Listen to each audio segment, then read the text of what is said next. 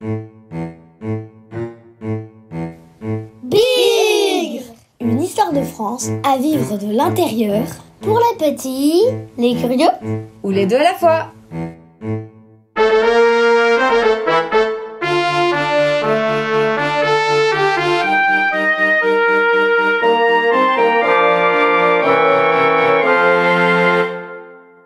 Souviens-toi, avec les épisodes précédents, tu connais déjà beaucoup mieux les Gaulois. Mais à propos de ce que tu savais déjà sur eux, es-tu bien certain que tout soit vrai? C'est ce que nous allons voir. Épisode 4, petit quiz gaulois. Tu l'auras compris, Astérix et Obélix sont des personnages de BD fantastiques, mais pas exactement représentatifs de ce que furent réellement les habitants de la Gaule. Un petit vrai et faux pour s'en convaincre?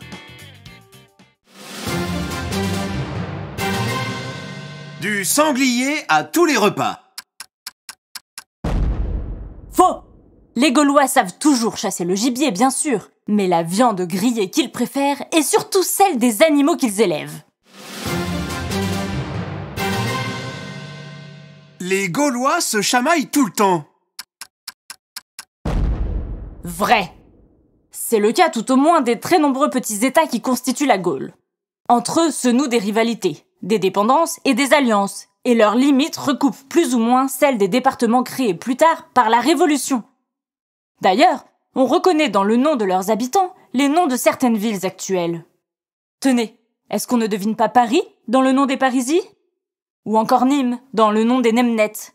Et Vannes dans celui des Vénètes? Parfois, c'est une trace du vocabulaire celte que l'on retrouve. Le mot « dain », par exemple, voulait dire forteresse, et il apparaît dans les villes de Verdun et d'Autun. Allez, un dernier encore. Bébro voulait dire castor, et il est inscrit dans le nom de Bièvre, une ville d'Île-de-France.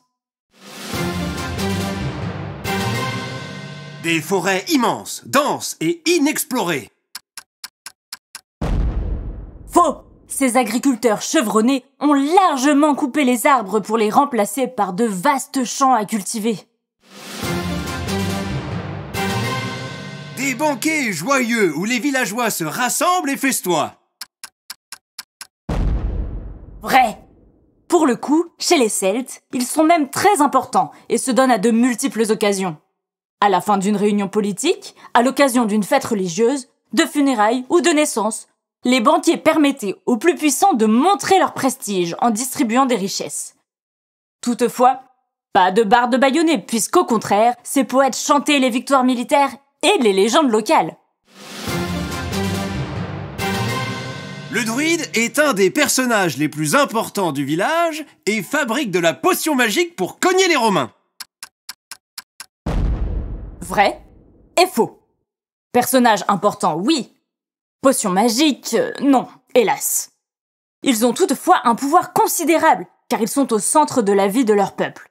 Ils sont à la fois médecins, chirurgiens, juges, mathématiciens, protecteurs de la tradition orale et professeurs.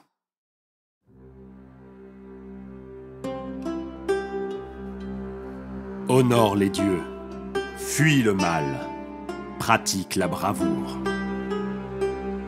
Voilà quelques-uns des mots que certains enfants de la tribu soigneusement choisis par le druide au sein de la noblesse apprennent à son contact.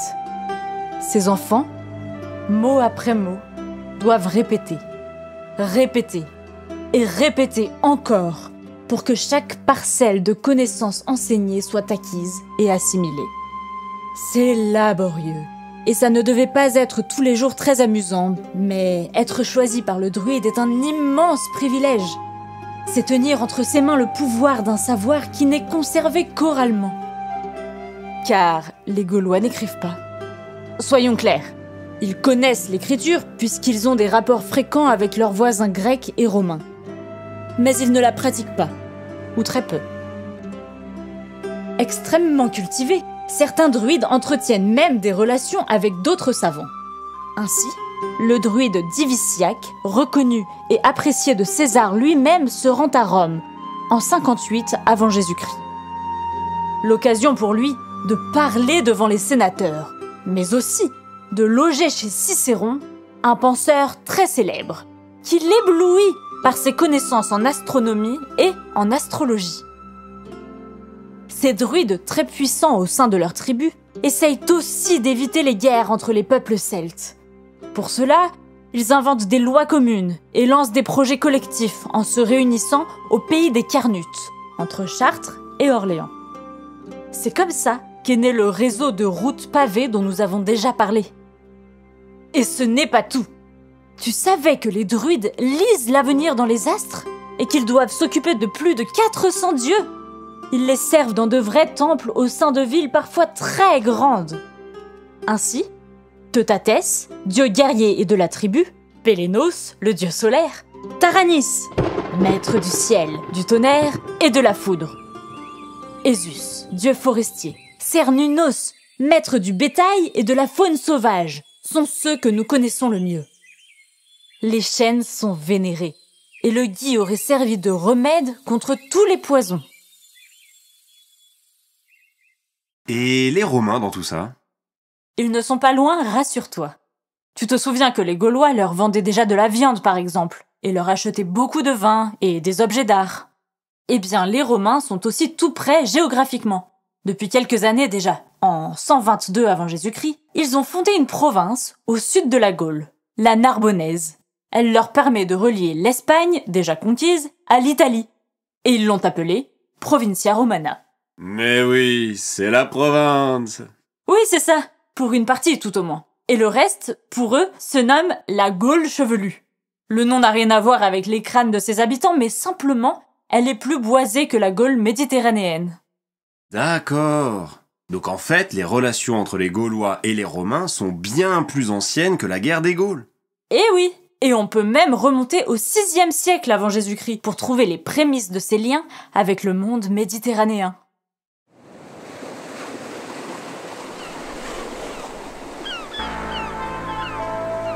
À cette époque, en effet, les Grecs accostent à proximité du delta du Rhône. Ils arrivent de Phocée, une ville d'Asie mineure, actuelle Turquie, et cherchent des terres à coloniser. Leur chef, le beau et fringant Protis tout juste débarqué du bateau, accourt pour saluer les Celtes locaux ainsi que leurs dirigeants. La légende dit que justement, Gyptis, la fille de ce dernier, lors d'un festin en l'honneur de son mariage, doit tendre une coupe à celui qu'elle choisira comme époux. À la surprise générale, c'est Protis qu'elle choisit. Son père accorde alors aux époux une terre pour construire une cité. Ainsi naît Massalia. Ainsi naît Marseille. Rapidement, et grâce à un commerce actif, la ville grandit. Elle favorise alors la diffusion de l'olivier, de l'alphabet grec ou encore des premières monnaies. Autant de signes du rayonnement de la culture grecque vers l'intérieur de la Gaule. Ça me fait penser à Pythéas. Tu le connais? Un Marseillais inouï à la fin du 4e siècle avant Jésus-Christ. Astronome, navigateur intrépide, mathématicien, érudit. Il comprend le lien entre les marées et les phases de la Lune. Aventurier par-dessus le marché. Il embarque pendant 10 ans pour explorer le nord de l'Europe, jusqu'en Baltique et en Norvège. Tout est raconté, compilé, expliqué dans son livre « De l'océan ». Hélas, drame de l'histoire, tout son travail a été perdu au fil du temps et nous ne le connaissons que par quelques géographes qui l'évoquent. La Gaule est donc bien un territoire vaste et dynamique dont les habitants sont loin d'être isolés du reste du monde. En particulier de la Méditerranée qui les influence de ses contacts variés, grecs puis romains. À partir du 2e siècle avant Jésus-Christ, c'est surtout l'influence romaine qui domine. Des Romains qui d'ailleurs sont de moins en moins indifférents au destin de leur voisine chevelue.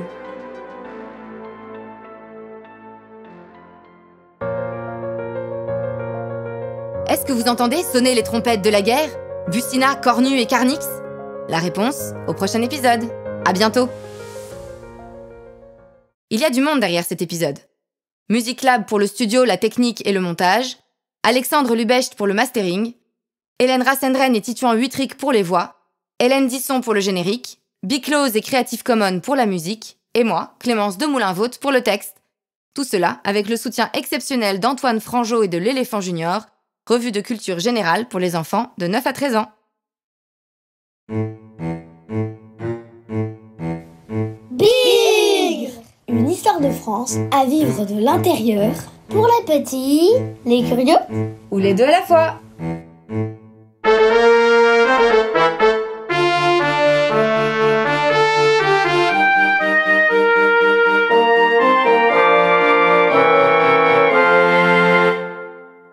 Souviens-toi, avec les épisodes précédents, tu connais déjà beaucoup mieux les Gaulois.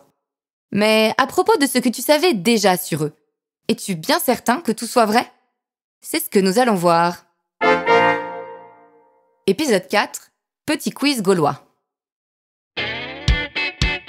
Tu l'auras compris, Astérix et Obélix sont des personnages de BD fantastiques, mais pas exactement représentatifs de ce que furent réellement les habitants de la Gaule. Un petit vrai et faux pour s'en convaincre?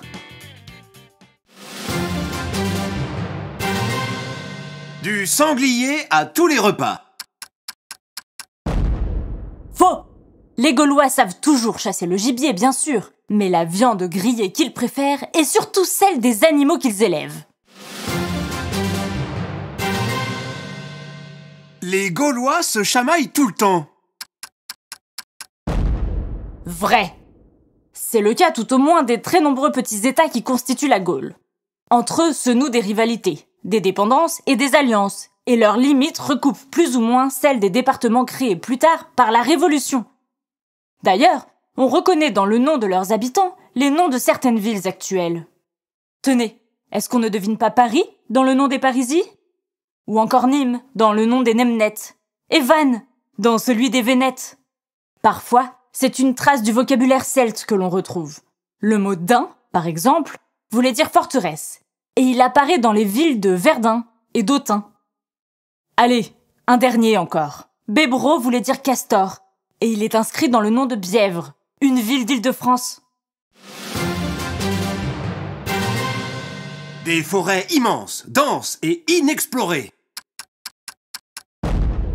Faux! Ces agriculteurs chevronnés ont largement coupé les arbres pour les remplacer par de vastes champs à cultiver. Des banquets joyeux où les villageois se rassemblent et festoient. Vrai! Pour le coup, chez les Celtes, ils sont même très importants et se donnent à de multiples occasions. À la fin d'une réunion politique, à l'occasion d'une fête religieuse, de funérailles ou de naissance, les banquiers permettaient aux plus puissants de montrer leur prestige en distribuant des richesses. Toutefois, pas de barde bâillonnée, puisqu'au contraire, ces poètes chantaient les victoires militaires et les légendes locales. Le druide est un des personnages les plus importants du village et fabrique de la potion magique pour cogner les Romains. Vrai et faux. Personnage important, oui. Potion magique, non, hélas. Ils ont toutefois un pouvoir considérable, car ils sont au centre de la vie de leur peuple. Ils sont à la fois médecins, chirurgiens, juges, mathématiciens, protecteurs de la tradition orale et professeurs.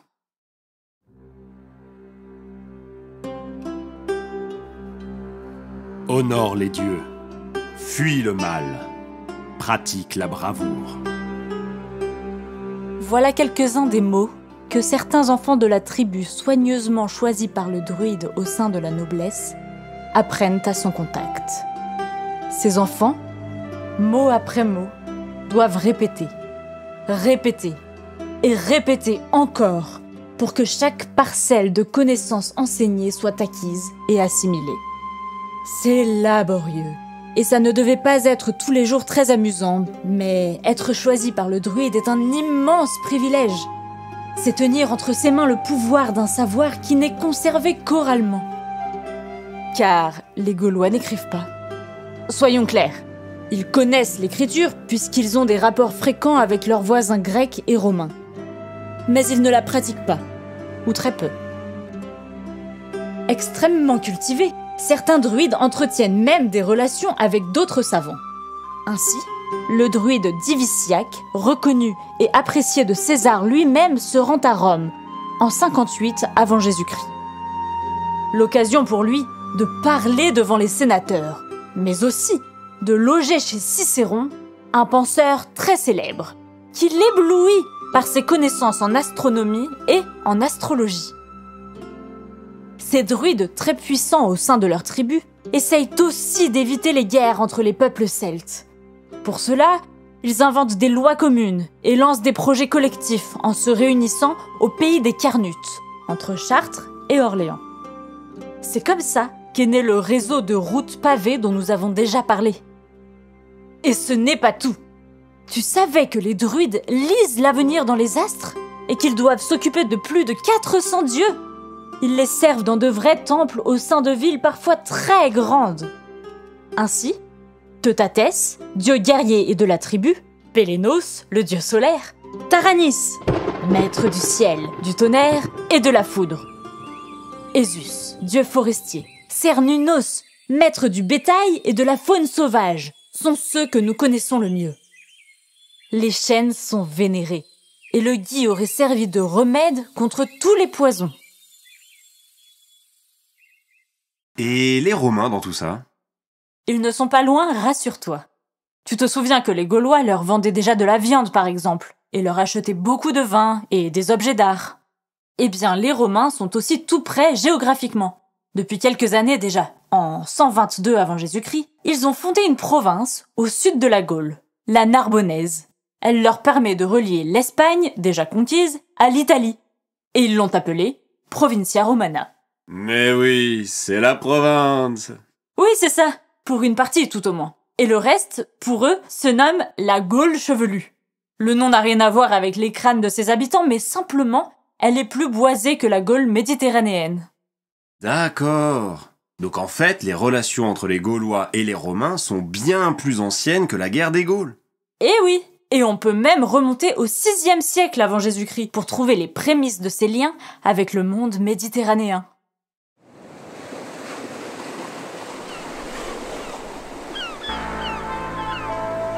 À cette époque, en effet, les Grecs accostent à proximité du delta du Rhône. Ils arrivent de Phocée, une ville d'Asie mineure, actuelle Turquie, et cherchent des terres à coloniser. Leur chef, le beau et fringant Protis tout juste débarqué du bateau, accourt pour saluer les Celtes locaux ainsi que leurs dirigeants. La légende dit que justement, Gyptis, la fille de ce dernier, lors d'un festin en l'honneur de son mariage, doit tendre une coupe à celui qu'elle choisira comme époux. À la surprise générale, c'est Protis qu'elle choisit. Son père accorde alors aux époux une terre pour construire une cité. Ainsi naît Massalia. Ainsi naît Marseille. Rapidement, et grâce à un commerce actif, la ville grandit. Elle favorise alors la diffusion de l'olivier, de l'alphabet grec ou encore des premières monnaies. Autant de signes du rayonnement de la culture grecque vers l'intérieur de la Gaule. Ça me fait penser à Pythéas. Tu le connais? Un Marseillais inouï à la fin du 4e siècle avant Jésus-Christ. Astronome, navigateur intrépide, mathématicien, érudit. Il comprend le lien entre les marées et les phases de la Lune. Aventurier par-dessus le marché. Il embarque pendant 10 ans pour explorer le nord de l'Europe, jusqu'en Baltique et en Norvège. Tout est raconté, compilé, expliqué dans son livre « De l'océan ». Hélas, drame de l'histoire, tout son travail a été perdu au fil du temps et nous ne le connaissons que par quelques géographes qui l'évoquent. La Gaule est donc bien un territoire vaste et dynamique dont les habitants sont loin d'être isolés du reste du monde. En particulier de la Méditerranée qui les influence de ses contacts variés, grecs puis romains. À partir du 2e siècle avant Jésus-Christ, c'est surtout l'influence romaine qui domine. Des Romains qui d'ailleurs sont de moins en moins indifférents au destin de leur voisine chevelue.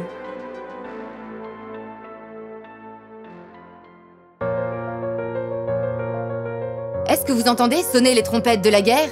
Bucina, Cornu et Carnix? La réponse au prochain épisode. À bientôt.